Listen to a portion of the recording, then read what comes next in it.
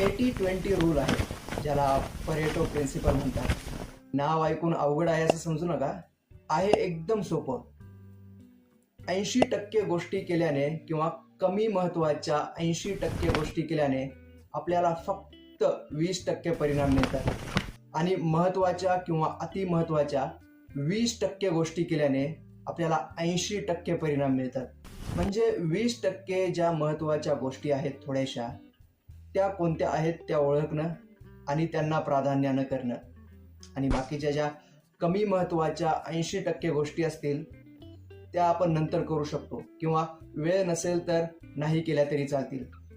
आता इथे हा 20 आणि 80 असा काही फिक्स नाही, मागे पुढे होऊ शकतं. 20 आणि 80% हे एक गायडिंग प्रिन्सिपल आहे किंवा ज्याला आपण एक मार्गदर्शक तत्व म्हणू शकतो. मार्गदर्शक तत्व गायडिंग प्रिन्सिपल पेक्षा अवघड